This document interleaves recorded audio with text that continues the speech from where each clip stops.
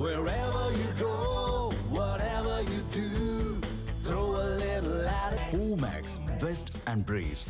திருவண்ணாமலை அருகே 15 வயது சிறுமி வன்கொடுமை செய்யப்பட்ட சம்பவத்தில் இதுவரை போலீசார் வழக்கு பதிவு செய்யவில்லை என தகவலானது வெளியாகியுள்ளது. விவரங்களை தலைமைச் செய்தியாளர் விக்னேஷ் வழங்க கேட்கலாம். விக்னேஷ், விவரங்கள்.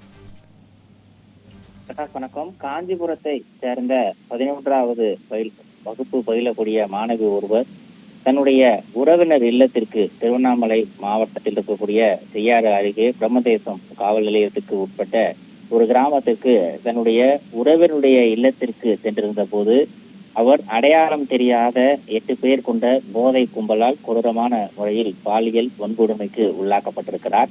இந்த சம்பவம் தமிழகம் முழுவதும் மிகப்பெரிய அதிர்வலைகளை ஏற்படுத்தி இருக்கிறது. தமிழகத்தில் குழந்தைகள் முதல் முதியவர்கள் வரை பாதுகாப்பற்ற சூழல் நிலவுவதாகவும் கடந்த 5 ஆண்டு கால திமுக ஆட்சிக்கு பெண்கள் பாதுகாப்பு என்பது துளியளவும் இல்லை என்பதை இந்த சம்பவம் மீண்டும் ஒரு முறை நிறுவனம் செய்திருப்பதாக அரசியல் கட்சி தலைவர்கள் தங்களுடைய கடுமையான கண்டனத்தை பதிவு செய்திருக்கிறார்கள். அதிமுக பொதுச் செயலாளர் எடப்பாடி பழனிசாமி, தமிழக பாஜக முன்னாள் தலைவர் அண்ணாமலை, பாட்டாளி மக்கள் கட்சியினுடைய தலைவர் அன்புமணி ராமதாஸ், அம்மா மக்கள் முன்னேற்ற கழகத்தினுடைய பொதுச் செயலாளர் டிடிவி தினகரன் உட்பட பலர் இந்த சம்பவத்திற்கு கடுமையான கண்டனத்தை பதிவு செய்திருப்பதோடு இந்த வழக்கில் தொடர்புடைய குற்றவாளிகளை உடனடியாக கண்டறிந்து அவர்கள் மீது கடுமையான நடவடிக்கை எடுக்க வேண்டும் என்ற ஒரு வலியுறுத்தலையும் விடுத்திருக்கிறார்கள். ஆனால் தமிழக காவல்துறையை பொறுத்தவரையில் தற்போது வரை இந்த சிறுமி பாலியல் வன்கொடுமைக்கு உள்ளாக்கப்பட்ட அந்த சம்பவம் தொடர்பாக வழக்கு பதிவு செய்யவில்லை என்ற ஒரு அதிர்ச்சியளிக்கக்கூடிய தகவல் கிடைக்கப்பட்டிருக்கிறது.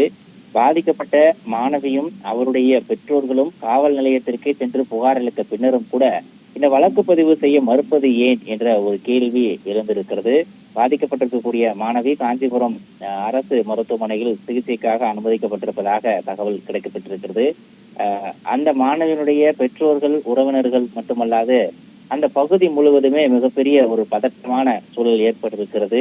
இந்த சம்பவம் நடந்து பல மணி நேரம் ஆகியும் கூட அந்த குற்றவாளிகளும் தற்போது வரை கண்டுபிடிக்கப்படாத நிலையில் அந்த சம்பவம் தொடர்பாக பாதிக்கப்பட்ட தரப்பே புகார் அளித்த பின்னரும் கூட காவல்துறை இந்த வழக்கு பதிவு செய்ய மறுப்பது ஏன் என்ற ஒரு கேள்வி அனைவர் மத்தியிலும் எழுந்திருக்கிறது. குற்றவாளிகள் கைது செய்யப்பட்டு கடுமையான தண்டனை விதிக்க வேண்டும் என அவருடைய உறவினர்களும் பல்வேறு அரசியல் கட்சி தலைவர்களும் வலியுறுத்தி இருக்கக்கூடிய இந்த சொல்லில் காவல்துறையினர் ஒருதலை பட்சமாக நடந்து கொள்வதாக ஒரு குற்றச்சாட்டும் எழுந்திருக்கிறது.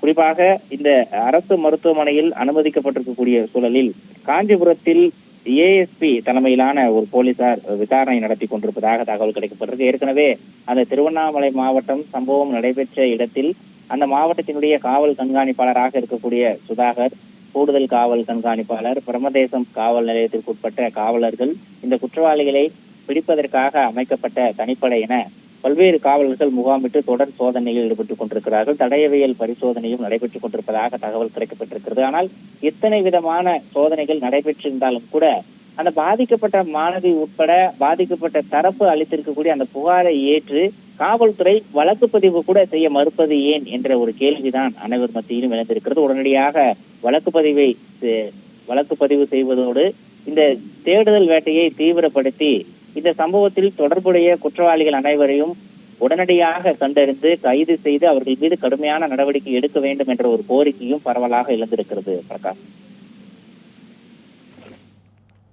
விவரங்களை வழங்கியமைக்கு நன்றி விக்னேஷ்.